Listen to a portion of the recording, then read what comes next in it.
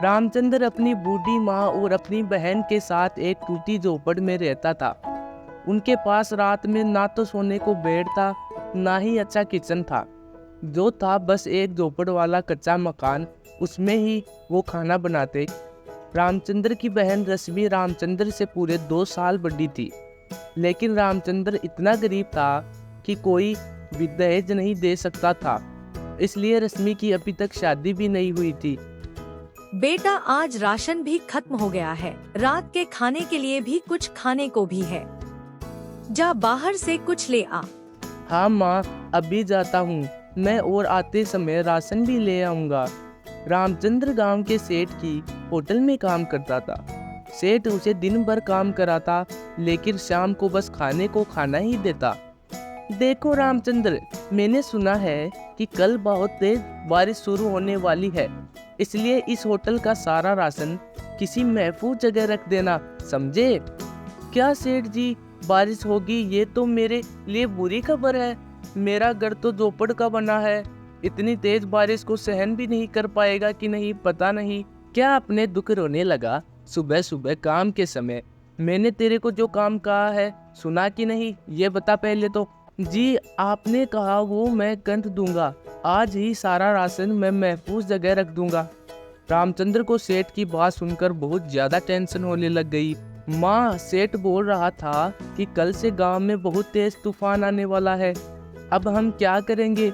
आपको तो पता ही है, पिछली बार जब ऐसा तूफान आया था तो हमारा घर उस तेज बारिश में टूट गया था। बेटा रामचंद्र, भगवान किसी के साथ भी कुछ गलत नहीं करता है, देखना सब ठीक होगा। क्यों रश्मि? है भैया, पिछली बार जब हमारा घर टूटा तो हमने फिर से मेहनत करके वापस से घर बना लिया था ना। अगर इस बार भी कुछ ऐसा हुआ तो हम सब मिलकर फिर से सब सही कर देंगे।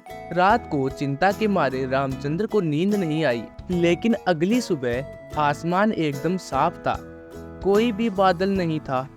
रामचंद्र खुशी खुशी होटल में काम करने चला गया। जब दोपहर बाद रामचंद्र होटल में काम कर रहा था तो आसमान में बादल गरजने लगे और तेज हवा चलने लगी, मानो आज तो सब कुछ तहस नहस करके ही मानेगी। अब रामचंद्र को अपनी माँ और बहन की चिंता सताने लगी। सेठ जी, जब तक बारिश खत्म नहीं होती मैं और मेरा परिवार आपके घर में रह सकते हैं क्या? हमें तो कोई भी जगह या कोना दे देना चाहिए, क्योंकि मेरा घर कच्चा है और वो इतनी तेज बारिश को सहन नहीं कर पाएगा। अरे नहीं भैया, रामचंद्र आपको अपने घर पर नहीं रुकने दे सकता।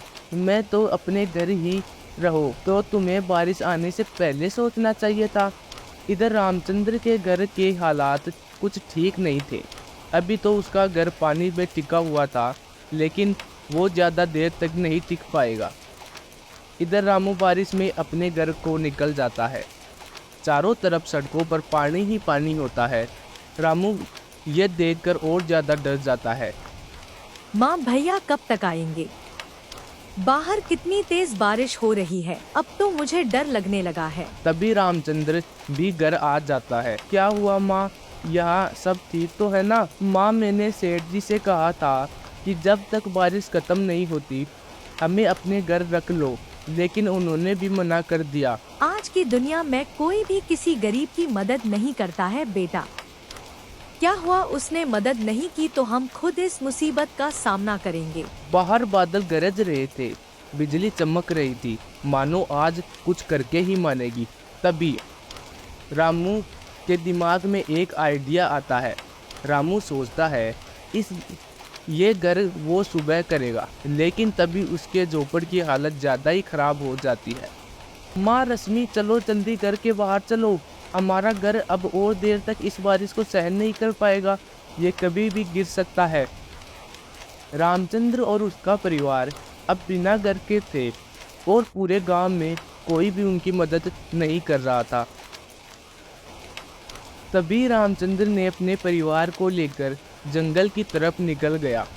अब बारिश और भी तेज हो गई थी और अब किसी के भी पक्के मकान या घर भी अब किसी काम के नहीं रहे और न ही उनमें भी पानी जाने लगा। देखो चंदू, ये बारिश का पानी हमारे घर के अंदर भी आ गया। अब हमारा क्या होगा? मेरे तो सुनने में आ रहा है कि ये बारिश लगभग 10 दिनों तक चलने वाली है। इधर जंगल में रामचंद्र ने मेहनत करके एक नदी किनारे पेड़ के नीचे एक घर बना लिया।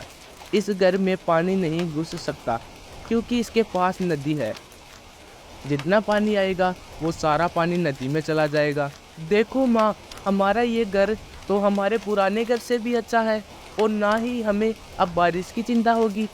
इधर सेठ और बाकी गांव वालों के घरों में पानी चला गया। इसे कहते हैं किसी ज़रूरतमंद का मदद ना करने से भगवान हमारी मदद भी नहीं करता है।